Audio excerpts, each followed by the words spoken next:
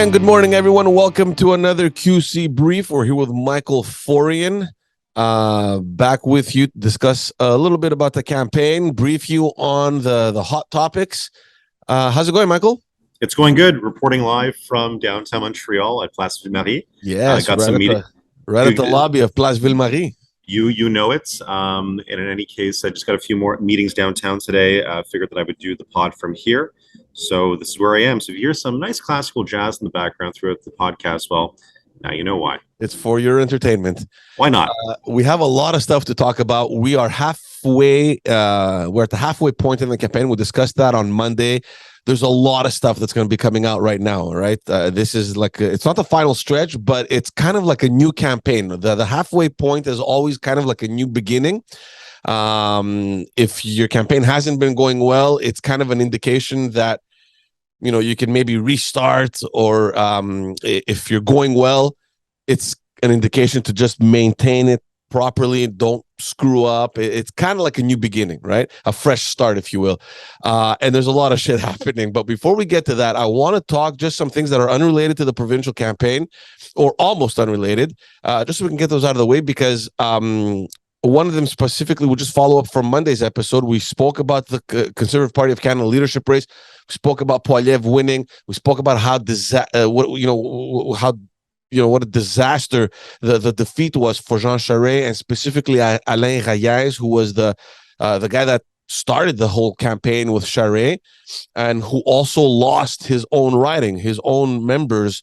A couple hundred of them, I don't know how many delegates he had voted for Poilievre. And I want to touch on that story because there's been some serious developments since Monday. Namely, on Tuesday, Alain Reyes came out and said, look, I accept the results. Congratulations, Pierre Poilievre. Unfortunately, I do not see the party that I've been a part of. I don't I don't recognize the party anymore, and I think the only honorable thing for me to do is to step down. Having listened to a lot of my constituents as well, they also feel the same way. I need to represent their voice as well. And he resigned from the Conservative Party and will be sitting as an independent. As soon as that happened, automatically Pierre Poilievre came out, and we're used to this more traditional kind of thing. Thank you for your service. We understand. That's fine. Sit independent.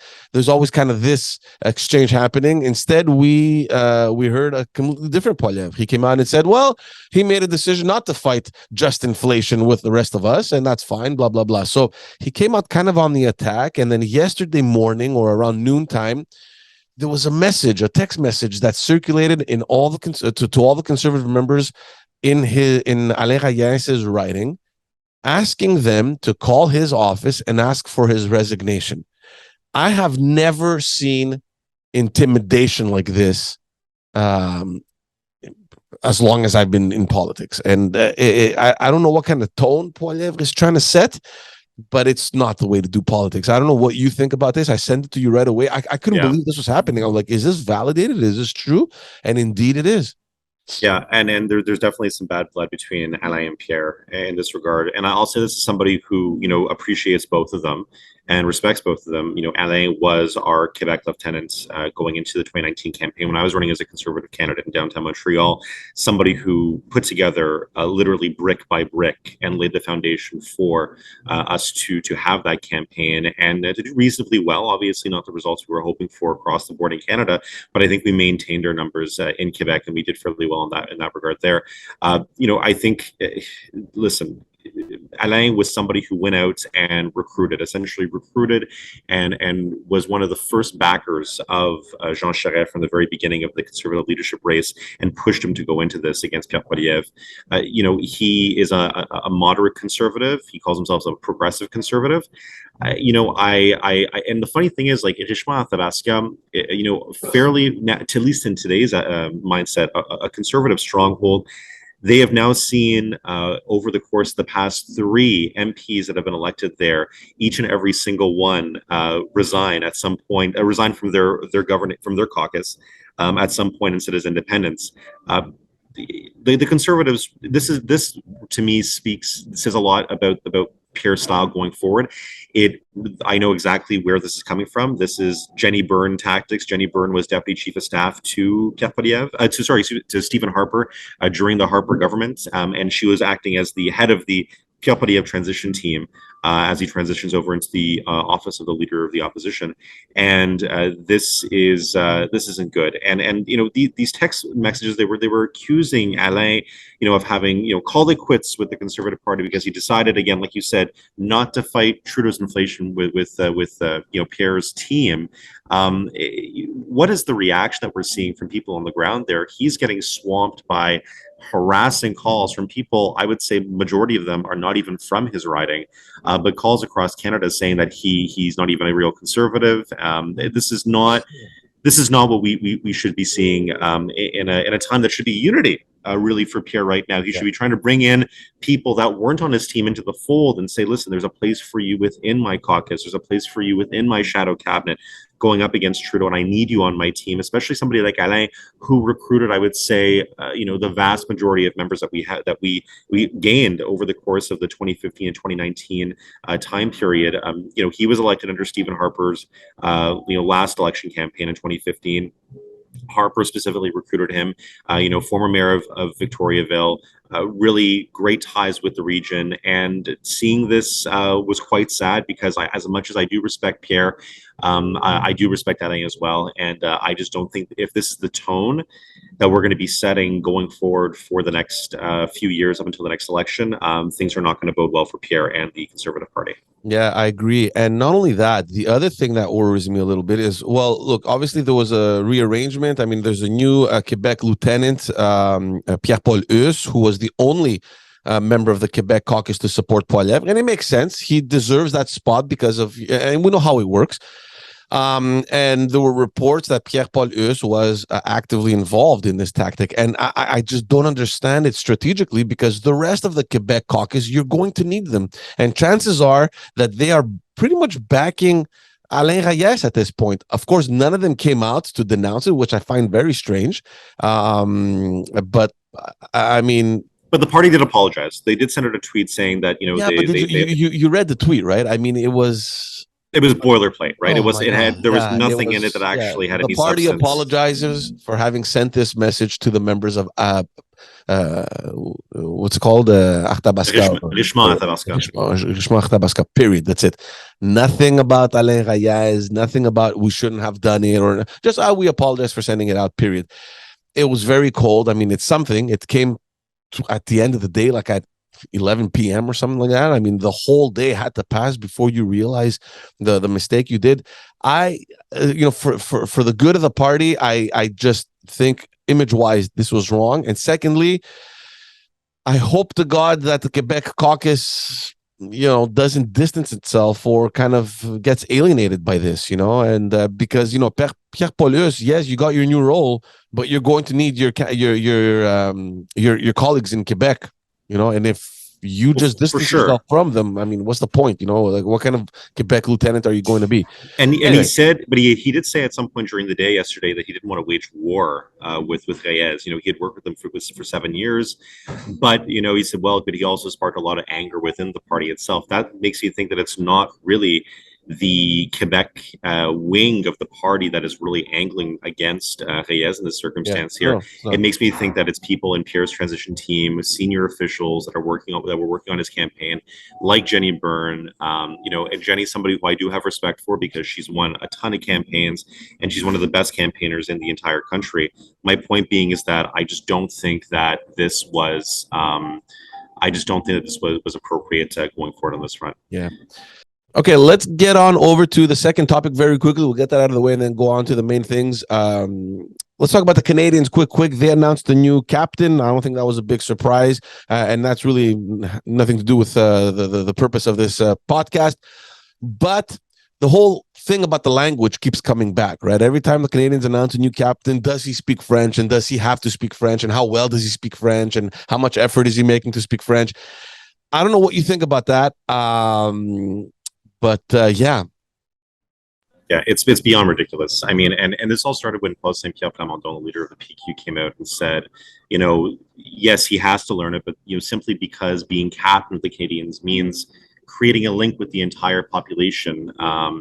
He needs to show his unconditional support for the French language.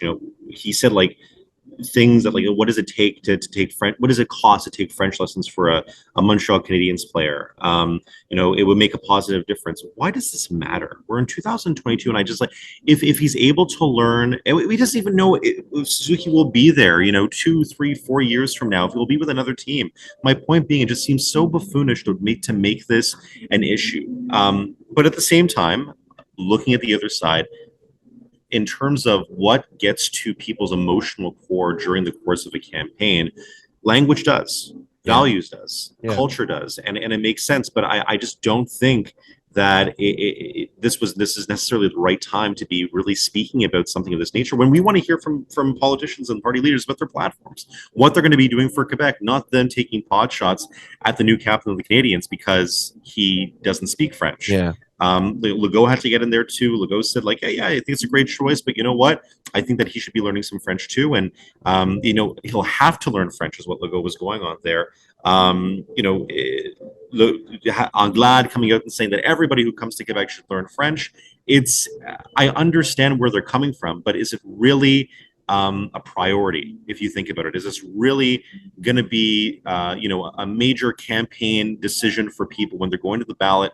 Going to mark their ballot, did a leader of a political party encourage Nick Suzuki to speak French or not, learn French or not? That to me just seems really disingenuous. But they almost have no choice, because when the journalist corners you and asks you, okay, new captain of the Canadiens, what do you think about his French? You almost have no choice but to get into your party's ideology. And this is where I think they tricked Legault, because like, eventually, he should speak French. And they're like, well, are you giving him 6 months? They're going back to that, right? So I understand how this got invited into the campaign. I get it. I'm just looking at it more like, let's assume there's no campaign. It's a fucking sports team. You know what I mean? Their job is to win, and the direction of the team has to choose players that will lead them to victory. I never understood this whole French English thing. I mean, we're not at a time where, back in the 50s, 60s, 70s, where they could go and, there were less teams, and they had that advantage of selecting many more players coming from Montreal or from Quebec, and there was a lot, a lot of francophone players. It doesn't work like that anymore. But George, at the same time, like you see hockey, I get it. It's like a religion in Montreal. Right. It's a religion across Quebec. I understand that, but we're in the midst of speaking with Quebecers and of encouraging them to make a very important decision over the course of the next few weeks, as we get into October 3rd. And we're seeing GND and Quebec Solidaire take pot shots at the Molson family because they find it really, plain and ordinary that they decide to sew an RBC bank logo onto, a Montreal Canadiens jersey. And they're speaking about, there's a question of character and the respect for the identity of the jersey itself. What the fuck are you thinking? Show us where you're coming out with your buffoonish budgets and how you're costing your platforms with, putting Quebecers into an immense amount of debt. Nobody wants to talk about this. No, but nobody wants to have a conversation on this. But not only that, it also shows the disconnect. I'm talking to you now from the perspective of a business owner, right? And obviously, I can't compare it to what the Canadiens are, but I look one day. Yeah, I look at Jeff Molson, for example. And he came out and said, look, it's not our decision. The National Hockey League allowed this for the very first time, and we did it. Why the fuck would an organization that is interested in making profits leave money on the table? If the National Hockey League says, look, yeah, sure, put sponsors on your shirts, we allow it this year. Why would you not do it? Why? Well, Why would you leave that money? Of course, but George, you have to think about the television viewer at home, the spectator who watches the game at the Bell Center and is already subjected to an advertising orgy. And this edition really, it really crossed the line. It really did. And I really hope people vote for me come October 3rd. Fuck off. So stupid. All right, let's move on over to other serious issues in this campaign. The PLQ, dude, they just can't catch a break. The Liberals, it's the gift that keeps on giving. Shit. They messed up royally in costing their platform. And when we're talking about royally, we're talking about major. Like, we're talking about a $16 billion mistake here. Yeah. And this was, this came out from a Le Presse article earlier in the week, and very quickly the Liberals had to respond to this. And let me just state, like, do we recall who the president of the Liberal campaign is? It's Carlos Leitao. It's the former Liberal finance minister. And I think for somebody who played the role as finance minister over the course of the entire 4 years of the Couillard government, for him to be presiding over a mistake this egregious, it's not great. It's not great for Carlos. It's not great for Dominic. It's not great for the party. But in the end, they underestimated the net provincial debt, which would come in at 256 billion at the end of their mandate instead of 240 billion initially projected when their program was first costed by them.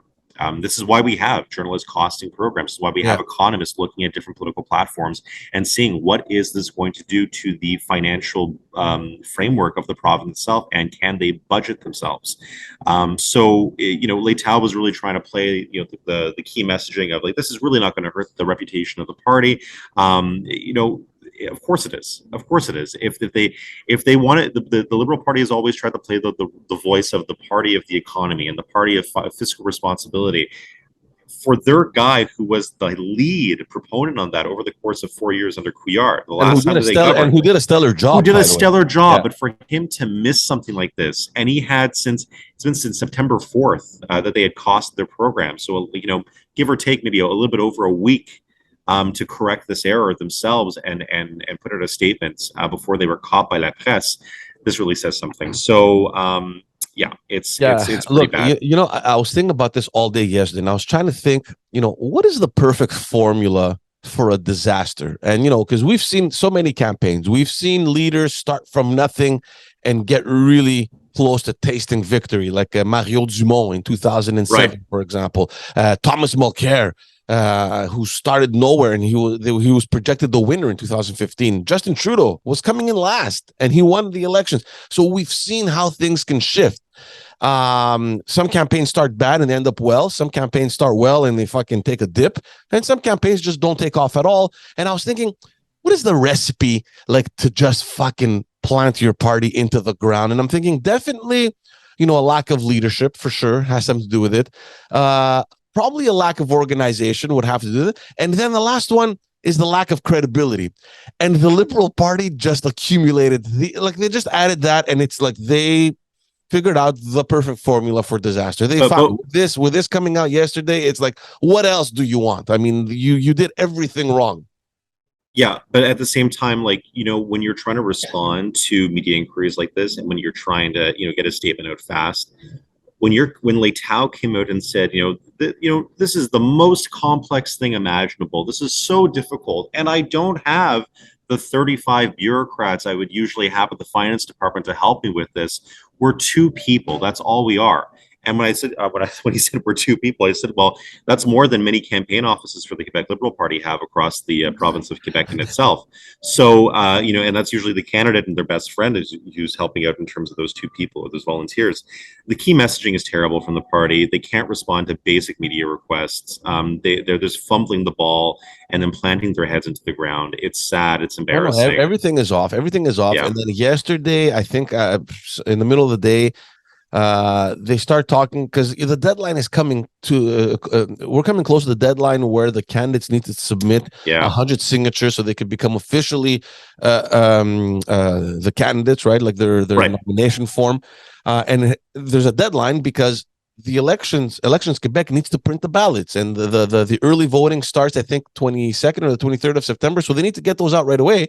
So they have until this Saturday, I think, to submit their nomination forms. And the Liberal Party, and we spoke about this in I think the first or second episode, they were struggling to fill up 125 candidates that they need. They threw pretty much anyone, like they fucking Tom, Dick, and Harry that they could find, and shoved them in there just so they can get that stress behind them. Problem is that those people that they just randomly threw in these ridings haven't even collected 100 signatures to become official candidates. And I think I sent you the clip there of the thing of the TV screen. They have 80 so far that have had their signatures out of 125, and the deadline is in 2 days. Yeah. Tom and Harry have fucked off. All they're left with is Dick at this point. So it's pretty bad. I mean, it's the CAC, the QS, the Conservatives.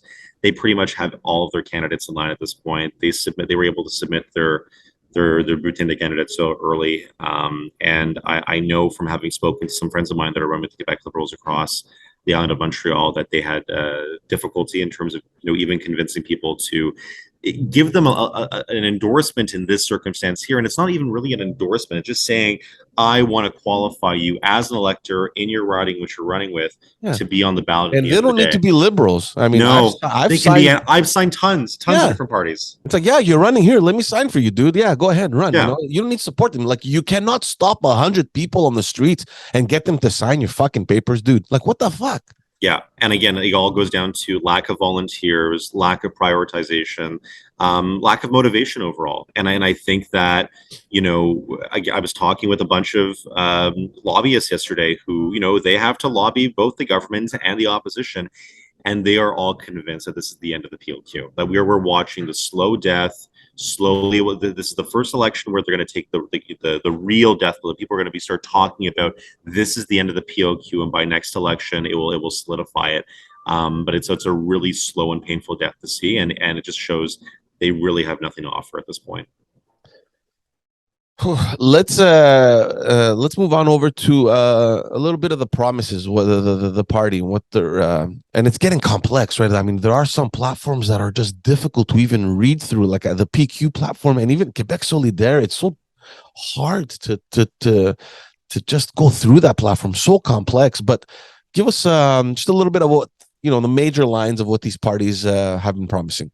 Yeah, for sure, and I think that it's important to note that we need to look. We're halfway through the campaign. They've had a chance to actually say something at this point. It's good for us to take a look now and to see what is who's offering what. I mean, we need to look at a compilation of their key commitments. And let's start with just on environment. Quebec Solidaire said they would make the premier directly responsible to fight climate change. They would adopt a law against food waste. They would adopt a food purchasing policy in the public sector, including 70% local food and 50% plant-based meals. Tackling greenhouse gas emissions, creation of a Quebec Rail and Quebec Bus corporation, the network that would install a network across Quebec. Transfer plans in Montreal, the Montreal region in Quebec, rapid bus service across the Quebec Bridge to counter the troisième lien, as we've been hearing so much about over the course of the campaign. And they would reduce the price of public transport tickets by 50%. The Quebec Liberal Party in this regard, they've really been going on this whole creation and their Projet Eco of Hydrogen Québec, which would be a government corporation responsible for coordinating the development of the green hydrogen sector. They would adopt an energy efficiency plan to reduce Quebec bills by 10%, and also introduce free public transport for students and people age 65 and over. And again, also trying to make it the premier's responsibility for achieving greenhouse gas emissions targets. The PQ wants to offer the Pass Climat. And this would be an annual transit pass giving unlimited access to all local, metropolitan, regional, intercity Quebec public transit network for $365 a year. Doesn't sound like a bad deal if you think about it, if you're going to be traveling a lot. But they would also reduce greenhouse gas emissions outside Quebec by 10%. By financing reductions elsewhere. So in particular, going through the Quebec-California carbon market, the Bourse Charbon. So, and they would also restore the subsidy for the purchase of a new electric vehicle to $8,000 for that purchase there. And for the CAC, a little bit limited, a little bit lean in terms of their policy, and they've been getting into a little bit of hot water in this regard because the mayors of Montreal, Laval, Quebec City came out the other day, and Mayor Blonguet as well, and basically we're hoping Legault would pledge, I think it was $2 billion towards climate action and really giving cities their place at the table in terms of being able to fight climate change on that front. Legault said no, categorically no, in this regard there. But he is working a lot in terms of, policies that would have to do with protection of waterways, creating a blue fund, where sums of money generated by an increase in fees for the use of water by industry would be invested into protecting our waterways. Construction of a new hydroelectric dam, that's been spoken about over the course of the past little while, to support our current Hydro-Quebec system across the province, and then a $50 million investment in sustainable agriculture to accelerate the adoption of eco-responsible practices. So again, those are just some of them, of course. And health, we're talking big numbers here. I hate talking about health because I'm cynical, and because we talk about big numbers, but what does that actually do? So looking without the number there, people are going to promise another 750 million or another 3 billion here, 2 billion here, throwing out these big numbers here. But just in terms of some of the fun ones that I saw, the Quebec Solidaire is really wanting to focus on a network of CLSCs that are open 24 hours a day, 7 days a week, and they would hire 5,000 new employees for. And they would also establish public coverage of mental health services, which we've been speaking about more and more over the course of the past little while. Mental health has become front of mind for so many people, especially during the course of the pandemic. Quebec Liberal Party, in this regard, they've been speaking about being able to provide a family doctor for all. But here's my cynicism: you've promised that in the past. You promised that, and other parties have too. What does that actually mean? When you've made this promise time in and time out, and you never are able to deliver, it's pretty sad from that perspective. The PQ wants to completely do away with the model of the CAQs as seniors homes. They're sort of like their Uber CHSLDs that are going to be costing millions of dollars to build. They want to invest $3 billion a year in home care and allocate 50% of the long-term care budget to home care within 4 years. So that's going to be pretty interesting from that perspective. And the CAC, just to wrap it up, when it comes to healthcare investments, they're looking to invest $400 million to admit 660 more students to medical schools and recruit 5,000 new health professionals. Again, my cynicism on this whole thing: wasn't the Dawson College expansion, wasn't that project that you threw to the side and said, no, we're not going forward with it anymore because it's an English CEGEP? Wouldn't have that created a whole new generation of nurses? It would have expanded your nursing program. It would have been able to bring in so many more. You could have taken from that 660 more students right there into medical schools or health, or 5,000 new professionals. You could have definitely bonified that number had the Dawson College project gone ahead, and it didn't. And again, that's why I'm cynical in this whole regard here. Just to wrap it up on the Quebec, on the Conservative Party of Quebec, again, I've been a little bit lean. They've been talking more about tax credits. And you remember when Éric Duhaime was supporting all those gyms that were going rogue over the course of the pandemic? Well, he's giving back to them a $500 tax credit for a gym membership or other sports for Quebecers across the board. Again, will we see the realization of that over the course of the next few weeks when Éric Duhaime becomes premier? I don't think so, because he won't become premier in any case. It's interesting because they were looking at there was a picture. I should have sent it to you, like a chart of the costing, each party based on their platforms, how much revenue are they projecting, and how many expenses. And it's funny because Éric Duhaime, they were both in the negative, and I'm just not sure how that works. Like I don't get it. In terms of expenses, I think it's, or revenues, minus 30 billion, and expenses. Well, they wouldn't be balancing the budget. We'd be going more into debt. I mean, we would have a massive deficit under these governments. I mean, at least the one thing that I can give Legault and Léger credit for in terms of their respective governments, or I guess Éric Girard rather, for the CAQ and Carlos Léger, is for balancing the budget and for actually having some stability in terms of our public purse, and I think people can appreciate that. Let's go over to the spicy thing, and I don't know if it's a coincidence. It comes out in the morning right before the debate. A new Léger poll drops this morning, and it's quite something. It is. I mean, for the first time that we've seen over the course of the past 4 years that the CAQ has been in power, we're seeing a bit of a drop.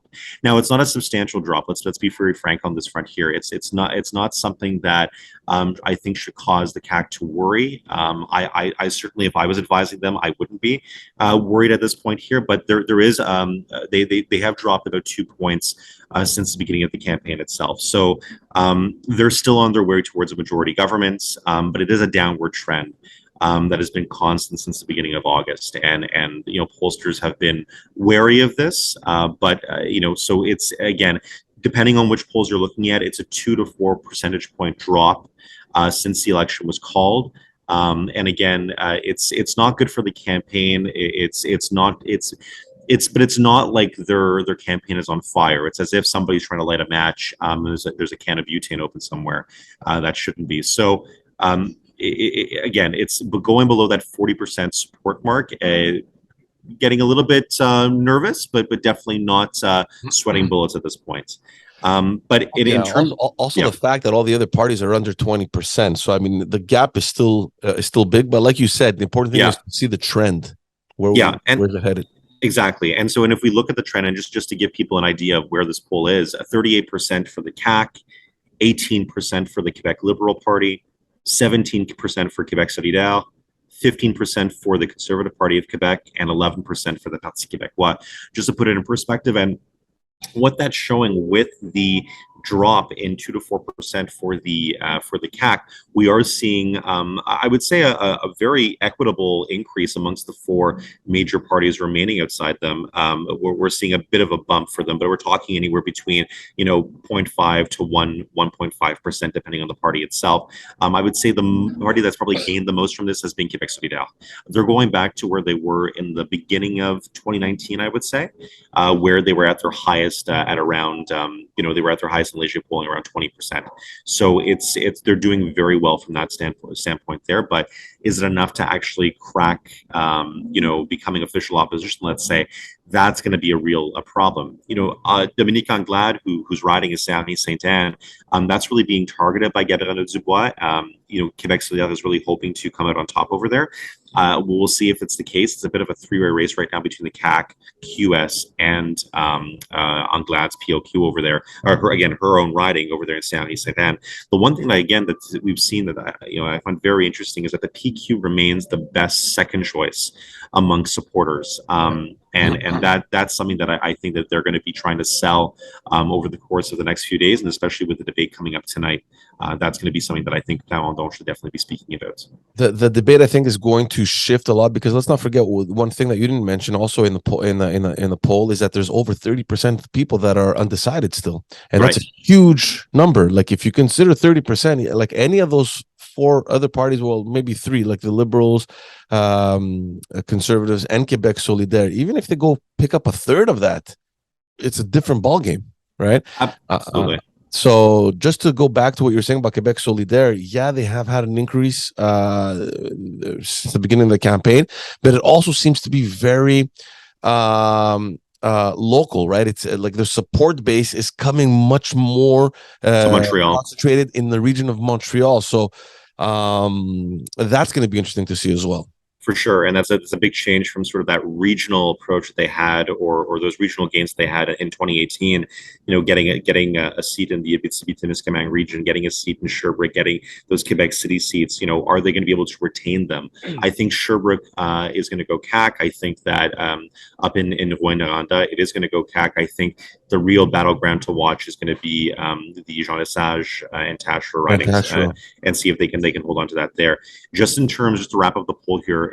When Quebecers were asked, regardless of their voting intention, which leader has had the best campaign so far, 25% of Quebecers say it's Legault, 13% each for Gabriel Dubois and Éric Duhaime, 11% for Paul Saint-Pierre Plamondon, and of course our Dominique Anglade coming dead last at 7%. No surprise. No surprise. It's just this. You just can't win. Literally, cannot win anything. But and this, I'll just heading over to our last topic here, which is the debate, because she also, yes, it's bad, the campaign so far, but at the same time, she has absolutely nothing to lose in the debate tonight, and that's very important.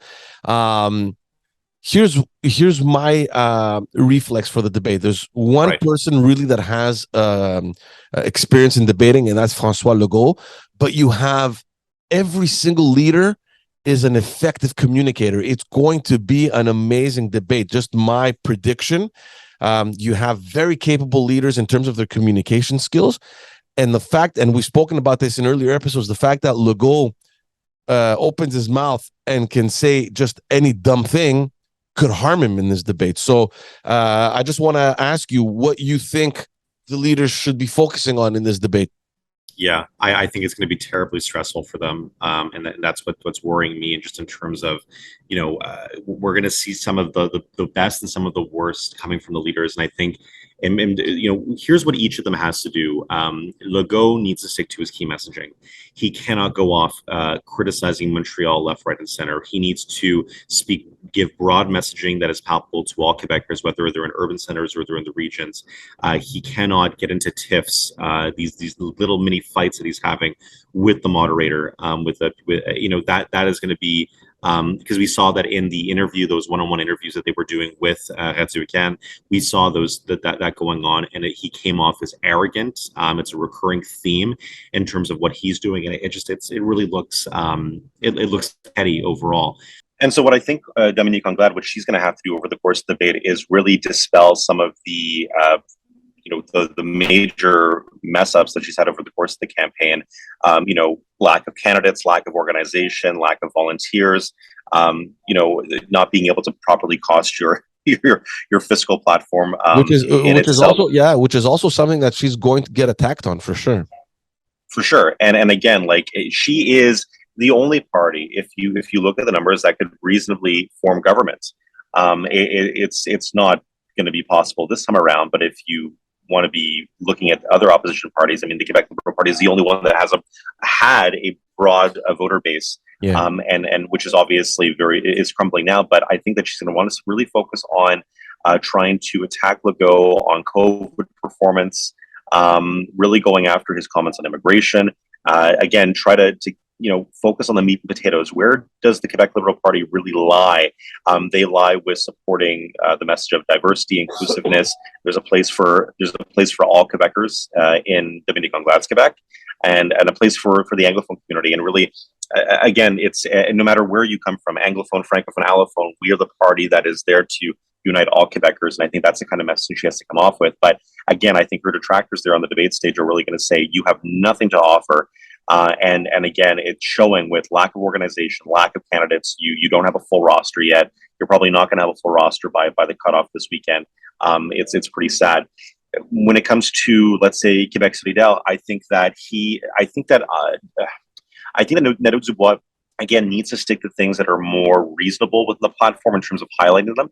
I think he needs to stay away from taxes like wealth taxes, death taxes, things of that, estate transfer tax. These are things that are not going to bode well for most people watching, because, as you said in the past, I mean, like, the biggest the biggest thing that families have when their parents pass on is going to be a house, and very quickly you can find yourself going over the caps that the Quebec is proposing, and it can be very dangerous in terms of you being able to provide for your family, be able to establish. Nobody wants to be attacked on this. Nobody wants to have to be punished because of a death in their family and that they're accumulating wealth through this. It's petty and it doesn't look good. It's poor messaging overall. Looking at the PQ, I think that the independentist message has been strong. Obviously, coming from PSPP, he's the only party that is really promoting it effectively. But again, where's the voter base for Quebec sovereignty at this point? He at least we can say that he's consistent, he's authentic on this. But are any of his proposals really sticking? I don't think so. And on Zoom, I think for him, he's going to really have to undercut Legault in terms of that conservative narrative that Legault has tried to take over the course of his mandate. I think that he's going to get attacked on a lot for his candidates. I wouldn't be surprised if a few stories came out today, later on today, about some conservative candidates, some things they've said over the course of the past little while. We saw there was a story in the Journal de Montréal about a candidate attacking the PQ, comparing them to Nazis, saying that Bill 101 shouldn't exist. It's a terrible totalitarian law. And again, that's the third rail of Quebec politics. When you speak the French language, we don't support the French language, regardless of what bill that might be or what that might look like. So again, I think that you're going to see some really bad stories coming out on the Conservatives later today. We can talk about it next week and talk about the debate next week. But I think that Zouem, he really needs to position himself as reasonable, credible, because again, that's not the perception I think a lot of the party leaders have. I don't think it's the perception a lot of people that are on the fence looking at him have right now. And that's the reason why they're saying, you know what, I like the conservative policies that Zoom's pushing, but I feel more comfortable being part of the CAC. I'll find some level ground there as opposed to the disasters that we've seen over the course of the campaign with Zuhaim. His tax stories, him not paying his taxes. It really hasn't been smooth sailing for him over the course of the past week or so. One little question: do you think the fact that Dominique Anglade is the only woman in the debate, do you think that's going to play into her favor a little bit? Maybe they're going to be a bit less aggressive with her, or they're going to go a bit easier on her. I mean, we've seen that happen. Like, I remember in 2012, I think, where Françoise David, it was the first time Quebec Solidaire was participating in the debate. She did fantastically well, and everyone kind of went easy on her. Maybe because she was Françoise David and she's very likable. I don't know what it was, but I had that feeling that, the dynamics are different when men are debating and when women are in the decor. Yeah, we'll see. And I think that it's really going to play down to Legault because everybody's going to be watching him tonight as obviously I think he'll be continuing his mandate come October 3rd. Whether or not that arrogance plays into the way his debate style, which if it does, that will not bode well for him. Nobody wants to see an angry older man yelling at a middle-aged woman. Yeah. And so it's not a great look. And if she's able to get under his skin, that will be beneficial to her this evening. If Legault is able to stay calm, cool, and collected, I think that he will be able to come off as the right path going forward, and will be able to fend off anybody who's looking at the Conservative Party right now as a viable option going forward. So I do think that, yes, the woman card could come into play, but I think that the impression that most people have of Anglade already is pretty poor. I don't think her gender comes into it. I think it's more the fact that her communication style is terrible. Yeah. Her platform is not resonating with Quebecers. The fumbles that she's had over the course of the campaign and even in the pre-campaign are notable. Again, this is what people are looking at, and I don't think gender will come into play on that point. It will come into play in terms of the way that Legault comes off to her, and how also the other party leaders come off to her as well. But I would really worry about Legault because, again, he has an arrogance problem. All right. Let's wrap it up. Our wag of the finger, tip of the hat. To tip of the hat to Legault because, again, he stayed consistent throughout the campaign. I think that his numbers, albeit that there's been a bit of a drop, I think that he's been able to really get his candidates on board, not have any major fumbles over the course of the campaign, hasn't had to drop any candidates during the campaign period itself. So I think that does show that people are on board. They're sticking to their key messaging. The organizers around them are some of the best organizers that I've had the opportunity to meet and to work with also in the Conservative Party of Canada. So that crossover there is definitely beneficial. But there's also Liberal organizers that are helping out too from the federal side, which is playing to Legault's advantage. He's really able to build not just that coalition in terms of his elected officials or future elected officials, but also on the political organizer front too. He's able to really get the best of the best working for him, and everybody knows he's going to be forming government come October 3rd, so he's able to ensure that he can get the best of the best and that's part of a winning team. I think for the wag of the finger, it has to go back to PSPP, really, GND, Anglade, even to a certain extent, definitely Legault, in terms of really throwing Nick Suzuki under the bus. For his inability to speak French at this point right now. Does he have to learn French? Maybe. Will he learn some French? Probably for the sake of symbolism. But will he be with the Canadians 2 or 3 years from now? Nobody fucking knows. So my point being is trying to make this a campaign story, trying to make this and shame on the journalists that are really pushing this and really trying to sully this guy's reputation in the French media. This should be a time that he should be thrilled. That just should be a thrilling time in his career. It should be a time for him to be celebrating. And right now, it's not. And right now, it's being sullied by news stories like this. And if I was Nick, I would try to impress him as much as possible. I would take a French teacher. I would go out there and learn some symbolic French and try to put it together and make it work. Just to throw it back in their face and say, hey, you know what? You dared me. I did it. Fuck off. And there you have it, folks. I'm looking forward to the debate. I think it's going to be crucial in people at least somehow making a decision. That over 30% undecided is going to be a major factor on October 3rd, I think. And I think pretty much people are waiting for these moments, the debates. So I think it's going to be determining on how they perform. Yeah, we'll talk again on Monday. Lots of things are going to obviously happen over the weekend as well. So we're going to have a ton to talk about on Monday. See you all then. Michael, thank you so much, buddy. Looking forward to it, George. Cheers, bud. Take care.